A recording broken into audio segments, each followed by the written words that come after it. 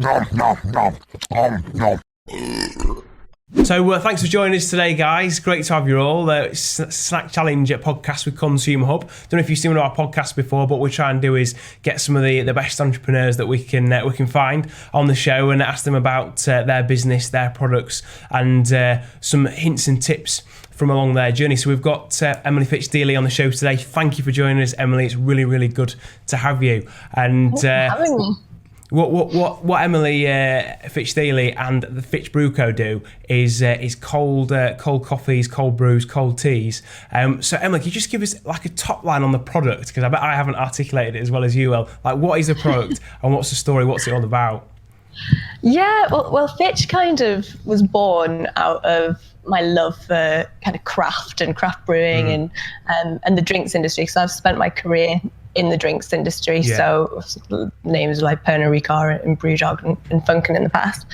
And I just always wanted to kind of start my own brand. And me and my husband, Andy, we actually came across the concept of cold brewing whilst we were on a trip to the States, and we just really fell in love with it. And in terms of what it meant you could do with soft drinks and the flavors that you could kind of impart into soft drinks, as opposed to kind of what was already on the market.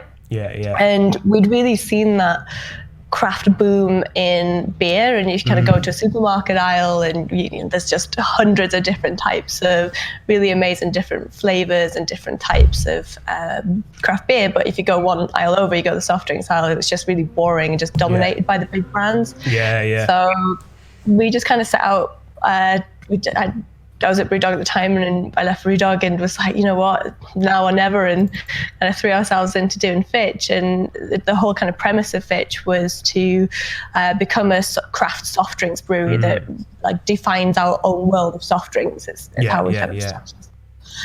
Using this cold brewing method. So we launched with Where did you come across that cold brew method? Like, how was the research on that? Because I was reading about it on the website earlier. It's like really interesting. Is it like 12 hours? You leave it for a long time, don't you? Yeah, longer than that. So the different products are different times. But the coffee we brew for about kind of anywhere between 16 and 18 hours. Wow. And the tea, again, anywhere between kind of 14 and 20 hours, depending on the tea leaf and kind of what the product is. But it's the cold brewing is essentially replacing heat with time. Okay. So we extract very slowly in cold water, and it just creates a very different flavor profile.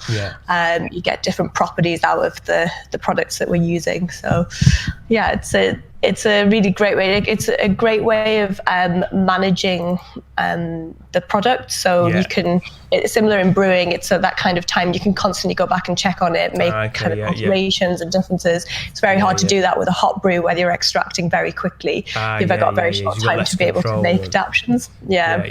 So my brother was a brewer for quite a while. He had a craft brew which ended up moving out of called Eyes in York and Leeds even, and they were doing like wheat stuff. And like I'm not a techie, I'm not a scientist, but he was always like describing the recipes and the kind of the brewing techniques. I mean, it sounded like A, heavy and labour intensive, but B, like you had to be quite precise and be checking stuff all the time. Like, have you had spent a lot of time just honing the craft of doing the cold brew?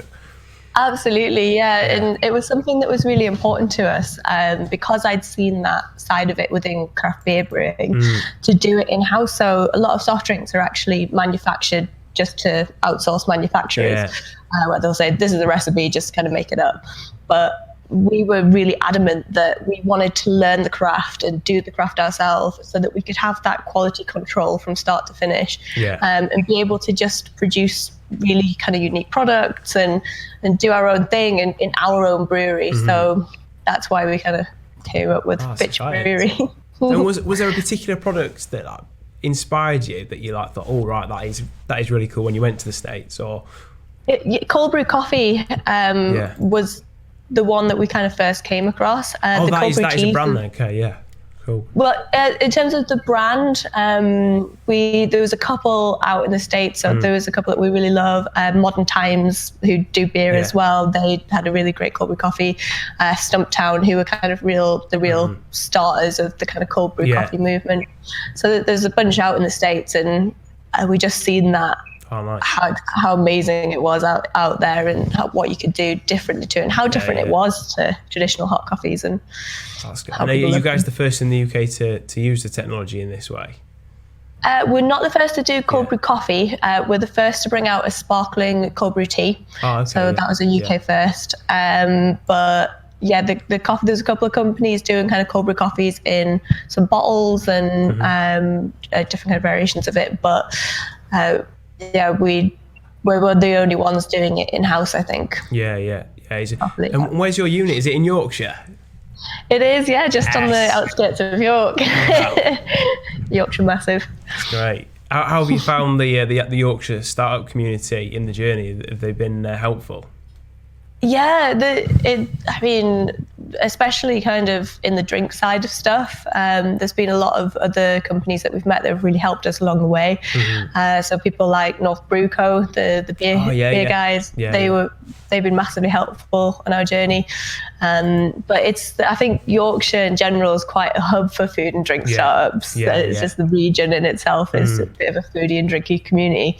So it's really, really lovely to kind of connect with other startups. There's some guys near us, I think that's Freaks of Nature, and they do vegan desserts, so we've been following them for a while, and they've got some like really good stuff. But yeah, you like send us some. What was that, sorry?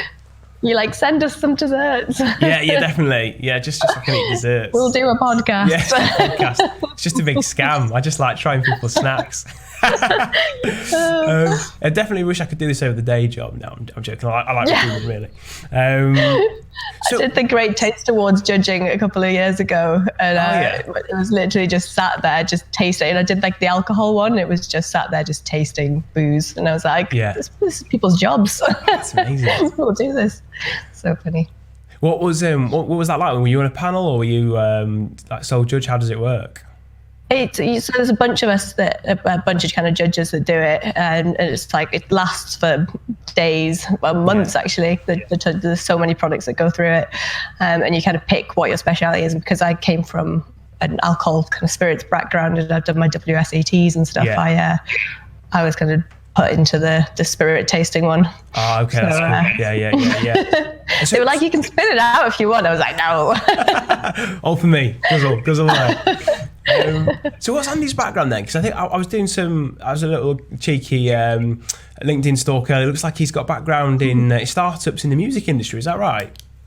Sort of, yeah. So he's actually an accountant by trade. So financial accountant.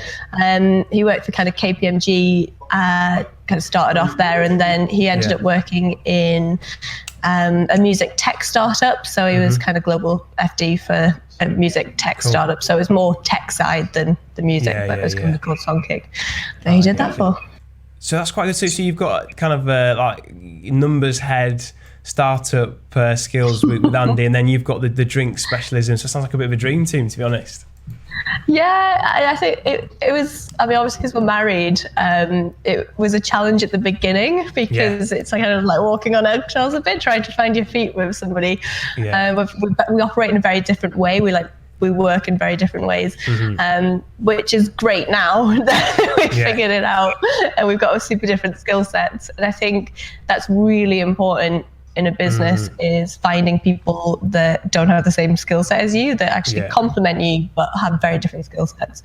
And me and Andy work well for that, I think. Oh, that's good. I probably said earlier, but I'm useless with technology, useless with details, but I like chatting to people. And Adam, my business partner, he still likes talking to people, but it's a last resort. But he's very good at the numbers and the research. And I'll probably give him a bad rap, but it's been really good actually that when we started Consumer Hub, having both of us having quite different angle, and we sort of it took us a while, but we definitely now know kind of, I guess, what the other one's good at, and kind of just leave them to it. And you end up sort of just deferring to them, don't you, on what's their little bit of a slice of expertise, don't you? Yeah, definitely. So what's been, so you've been going, is it nearly 3 years now? Yeah, so we launched June 2017, but we kind of did it a little bit back to front. So a lot of the time in food and drink, you'll get a bit of an MPD time where people will kind of create their product, know exactly what they're doing, and then they'll launch with a product that they're pretty much there on. we decided to do a little bit batchfront, and we did a raise with Crowdcube, having kind of never made the product, and then we launched.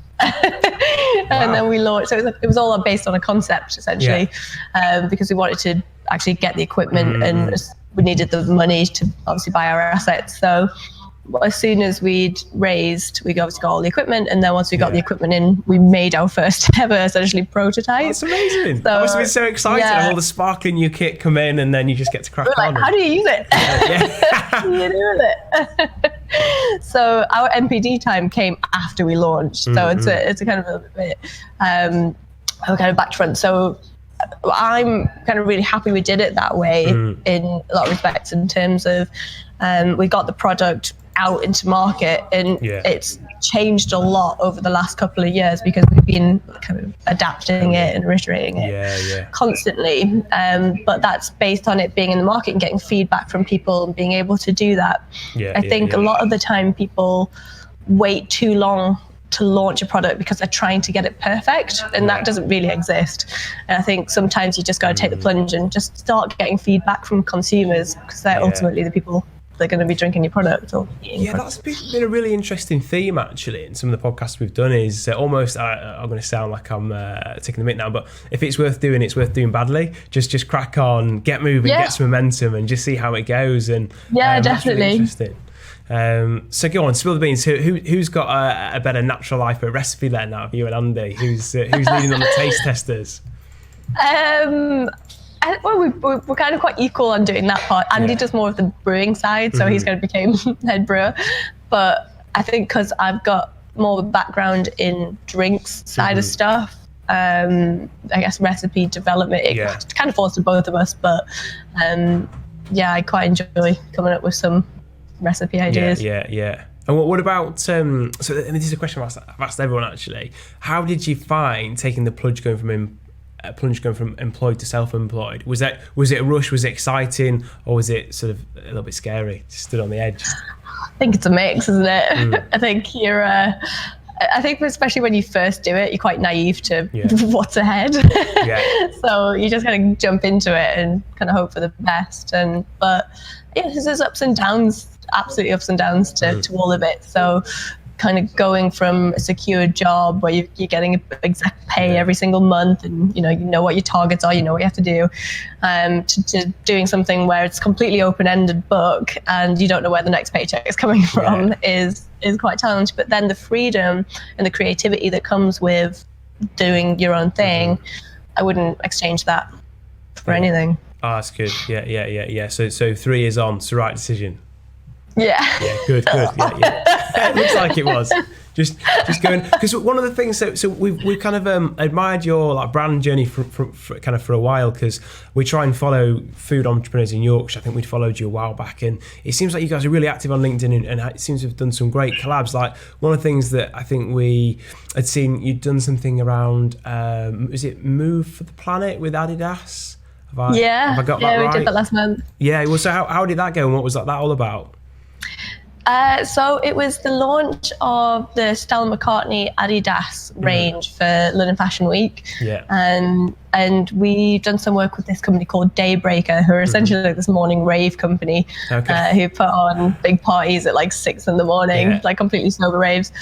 And just for this one, it was just teaming up with Adidas for it, and they brought over a big team from the States, and it was just really fun. It's great. It's always great to team up with brands like that. We've done a few kind of collaboration projects with kind of big spirit brands in the past, and so it's just it never kind of ceases to amaze me when I see the Fitch brand name next to someone like Adidas or like Absolute Vodka or something. You're like, that's crazy. But it's great. How do you go about kind of forming those connections and partnerships and collaborations? Just reaching out to people, or do they inbound? Reaching out to people, sometimes right place, right time. Sometimes through being quite visible on social media. Someone might see your brand somewhere and think it's a good fit with their brand for an event, or so it's just getting out there as much as possible and being open to having conversations about opportunities. You can always say no if it's not the right opportunity for you as a brand, but being open to having conversations is something that we kind of pride ourselves on. Right, that's really good advice. Can I? I'm just going to grab this box here because I absolutely love the graphics on this. So go on, tell us the story. What's the story behind the big cat? It's great. Big leopard. She's called Nabiri. She's so when we first launched the cold brew coffee, we were using Ethiopian beans. We now use Colombian single origin, but we did start with Ethiopian. And you say Nabiri to say leopard in Ethiopian, so that's where our name came from. But the actual logo came from my surname. So my surname was Fitch-It, and that came from the family name Fitch, which has a coat of arms. And on the coat of arms, it is a leopard, but it's a really dopey looking leopard. So we spruced her up a little bit to make her look a little bit badass. We didn't have a really dopey looking leopard on the can, but you don't want a dopey leopard on a can of coffee. You need like an ethereal leopard looking fierce. So has the brand evolved, or did you always have a very clear idea of what you wanted the brand to stand for and what you wanted the visuals to communicate? It's definitely evolved, and it's still evolving to this day, compared to what we initially started with. But it's always had a similar kind of identity to it in terms of our approach and what we stand for, and using kind of in-house brewing and real ingredients and doing things properly has always been at the fundamental of what we stand for. But in terms of how we communicate that and the messaging of the packaging and tweaks to the design, that's an ongoing thing, because that's just a constant learning. No, that's good. And what this is something I always ask everyone, because it's always really interesting to see what people say, but what would you say has been the biggest high and the biggest low during the journey? I think highs. I think it never stops amazing me when I see the product on shelf, whether that be an independent farm shop in Yorkshire or in a national chain or shipping pallets off to export countries. That always fills me with so much happiness, just knowing that we created that product and brand from scratch, and it's going to be sent places, or people are going to be picking up and drinking it. So that high kind of always comes kind of all the time when you see it. And I don't think I'll ever get bored of that. No. And in terms of lows, there's been many. Every day there's one that comes up.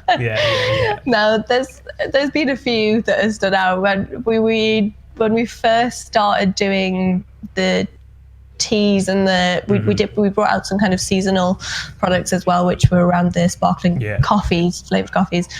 Because they've got a small amount of sugar in them from the fruit that we use, we didn't realize that. Well, we knew they had to be pasteurized, but we didn't know how to pasteurize properly. So essentially is like heating the product so it stops any bacteria from growing in the can. And we essentially did that, but it wasn't done properly. So when we sent it out to buyers, being really excited, being like, this is our new product, you want to see it? Started exploding on buyers. So they were like, we were getting messages back from buyers being like, is this supposed to happen? I was like, at least you'll never forget us now. So that was all for the games, but we've sorted that problem, and that doesn't happen anymore, so that's good. Sounds like you definitely roll with the punches there, though, and so what advice would you give to other entrepreneurs that have an idea, have a bit of a dream, and are wanting to start up? Like, what's like the key thing you reckon you've learned that you'd want to tell them if you just had like one nugget of wisdom to pass on? One nugget. I think it's just about doing it, just learning, because you're going to make mistakes. We make mistakes on a daily basis. Being okay with making mistakes and just getting on with it, learning from it. Never stop learning. Every day you should learn something new about your product, your brand, your team. Just don't be afraid to just go for it. Yeah, great. See where it goes. Do you guys do any journaling? Do you like, do any written reflections of where you're at, or is it all just there? There somewhere. Depending on the day, depending on whether you've started it with a good coffee or not. Yeah, exactly. So what we always do now on the podcast is towards the end we'll get into the product and try it and give you our feedback live on camera, which I know is going to be great. And then talk about next steps and just so we've got the Nitro cold brew, the cold brew coffee, and then rosehip hibiscus tea, and then the chamomile and ginger. Which one do you recommend I try first? Which one's your fave? I'm going to start with the teas because the coffee is obviously a bit stronger. So in terms of your taste profile, it might kind of change your taste profile in your mouth. So I'd start with maybe the rosehip hibiscus and elderflower. Cool. So they've been nice and chilled yesterday and this morning, so it's still really cold. So I'm just going to show this on the camera so we can see the visuals there. So it's Neferi, isn't it? Is that the name of the leopard? Nibiri. Nibiri, sorry, Nibiri. Right, so Nibiri's there front and centre. So elderflower is probably my favourite soft drink flavour, actually. Yeah, it's a really popular kind of flavour profile at the minute. Hibiscus as well, like hibiscus and elderflower seems to be popping up quite a lot. Different things at the moment. But yeah, we use real tea leaves for this, so real rosehip and hibiscus tea leaf blend. Slightly carbonated, so it's really low on sugar, really low on calories. Essentially, it's got all the great added benefits of the tea leaf as well, so all the great function that come with that. It's super refreshing. That's really, really good. It's great. It's got all the subtlety of a tea drink without any of the tannins, because some of the energy drinks that I've tried that have sort of natural caffeine, no sugar, they've been really tasty, but the tannins have been quite strong, which I don't mind because I quite like drinking black tea anyway. But this is noticeably really sweet and just doesn't have that kind of tanniny taste as well, which is great. Yeah, so from the cold brewing process, you extract lower tannins, so that's part of the kind of cold brewing process. It's like lower in acidity and things like that, but it's the tea leaves that we've kind of went for on both the teas at the moment are like no caffeine, so we've got all the caffeine in the coffee and then like no caffeine at all in the tea, so it's quite good for people who maybe don't want caffeine. Oh, that's good. Chill out on that. It's really tasty. It's great. If people are watching and they like the Beef Fruit Farms, like elderflower stuff, and you're a big fan of elderflower, that goes down a treat. But it's a really nice, very different flavour profile. But if you like that, you'll love it. So that's I think elderflower is probably my favourite soft drink, because my mum used to always make elderflower cordial as kids, so we'd have it in the summer.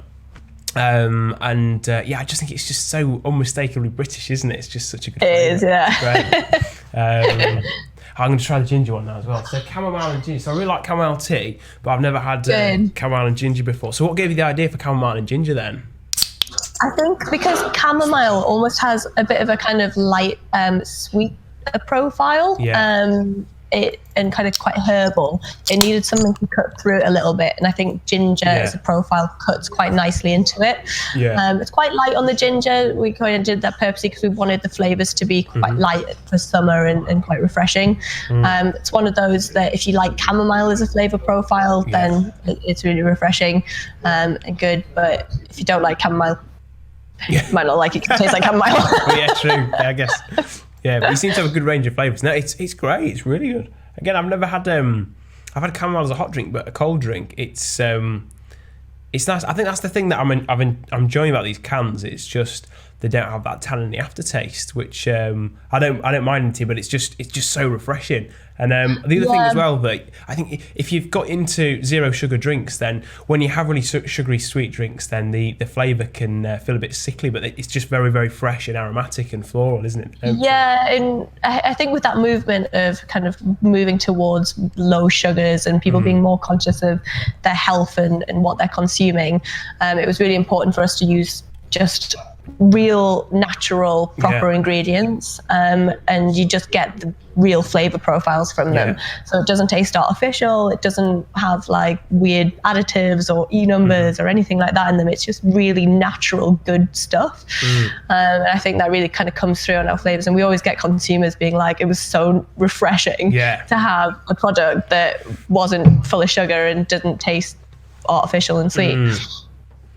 Do you think you guys will end up sponsoring any sports races, doing like refreshment at the end for people? Maybe, yeah. It's kind of, who knows? I think it fits really well into that category. The coffees fit really well into natural energy, so it kind of almost like a pre-workout drink. A lot of people have it as, and the teas are almost kind of they are refreshing. You can have them as, but they're not necessarily energy drinks, so people can have them whenever, like at lunch or just throughout the day. So it's kind of different markets for the different products that we have. Yeah. We were in the office. We're definitely like really big on we've got like a coffee grind. So we always start the morning with like nice coffee, fresh coffee, and then in the afternoon it's always some kind of energy drink that we're smashing. But we're just trying, like, we're just changing it up all the time. And sugar free is definitely like we're into at the moment. So definitely need to get some of these for the fridge. So the coffees, then, which one do you recommend I try first? You can do either. Have you got a glass for the nitro? Oh, we can never get one. Yeah. Do you want to just get a glass, Harry? Is that all right? Harry, I'll just go and grab me one. It's essentially the difference between the nitro and the still. So they're both cold brew coffee, the same kind of single origin Colombian bean. Yeah. But what we do with the nitro is that we put nitrogen gas through the product, similar to what Guinness use. So when Guinness, the product settles with a head on it. That's because they're using nitrogen gas. So we do that with the coffee, and what it does is if you shake the can and then pour it into a glass, it'll settle with a head on it, and it kind of creates a different mouthfeel, kind of almost makes it feel like a kind of creamier, thicker coffee without having anything in it. It's just black coffee. So that's the difference. Nitro and still. So do you find like where do you find this sells best? Do you sell it in the on trade as well as like an alcohol free alternative? Yeah, on trade, coffee shops, restaurants, hotels sell it. It does really well in the kind of food to go sector as well. So people who are wanting that kind of pick me up, that natural energy, if they're maybe driving and they want a kind of coffee or something on the go, but they want something cold, pre-workout, like I said, like gyms and things, it works really well in as well. So it's quite a versatile product. A lot of people find different uses for it. Oh, that's cool. Yeah, I guess that gives you quite a lot of flexibility when it comes to channel development for the product as well, which is quite exciting with sales. So I'm just gonna. So I've got a glass here. Harry's got me. Thanks, Harry. So if I just give it a shake and then pour it in. So give a good shake. Don't be afraid of the shake. I'm going for it. I'm shaking. Going for it. Yeah. And then you just open it and pour the can into the glass, and you just pour the whole thing in. Let's see the. That's good. And then. You pour the whole thing into the glass. And then if you kind of hold the glass up, it should settle upwards. Oh, yeah, cool. So it's getting a nice head on it there. Yeah, so you'll see the kind of bubbles come up to the top, and then you kind of give it a minute, great. And then, awesome. Settles with a head on it. so what how long does it take to do this one then, the nitro? So we brew the coffee for about kind of 18 hours on that one, and then so we do that all the York brewery. So we grind the coffee just before it kind of goes in, put it in essentially cold water. So we use like filtered water, so we take out any chemicals that you naturally find in the water, treat the water, and then we kind of re-chemicalize it for the brewing process. Right. And then we add in the coffee, and we kind of just let it sit for 18 hours or so. And then, we extract that through filters to get rid of any sediment, and then into the can it goes with some nitrogen. It's really tasty. It's great.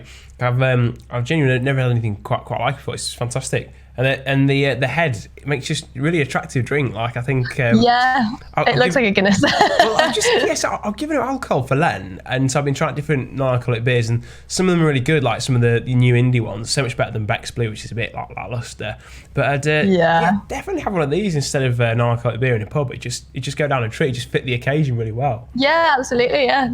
And it's because of the experience of it.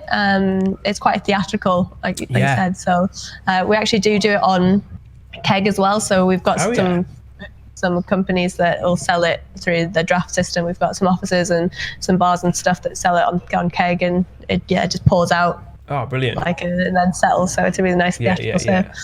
I'm going to save some of this, put it to side, because Adam, my colleagues, and Harry, they're going to kill me if I don't save from it. It's tempting just to knock it back because it's super tasty. So that's the Nitro single origin, and then this is the cold brew coffee. So this is single origin. So that is essentially still it's single origin Colombian. We work directly kind of with the farmers, so we know the exact farms that the coffee beans are coming from. It's all Rainforest Alliance bean. Oh, brilliant! So that's really important for us to kind of do the right thing, make sure it's properly working for people and planet. So this one is just still, so there's no nitrogen gas added to it, so it's a lot lighter in kind of taste profile. It's perfect kind of in the summer over ice or just straight from the can, and it's again just kind of really refreshing natural energy pick me up. So can I? Is it best to drink this straight from the can then? Can I? Yeah, go for it. Yeah. Smash in. Let's give this a whirl. Yeah, it's really nice. It's not lighter like you say, and I think definitely just it's kind of it's sweet, it's light, it's refreshing. I could definitely pick it up when I'm driving and just easily have it in the car. It feels like less of an occasion than the Nitro. That's definitely my favourite so far because it's just such a cool product. It's just a really good experience. But this is really, really tasty. Yeah, I think the teas, definitely the elderflower. That was super. Yeah, and then probably the Nitro brew. But which one do you find is your best seller, or is it like, do you not have one? Or? Well, the coffees are quite split actually, quite evenly split. So we sell kind of quite similar amount of both the Still and the Nitro. The teas we only launched towards the end of last year, so they haven't been out too long yet. But again, quite evenly split. So yeah, it makes managing stock not that difficult, which is quite nice. So what's next then for this year? Like, where's the business going? What's the future? Like, what should people watch out for?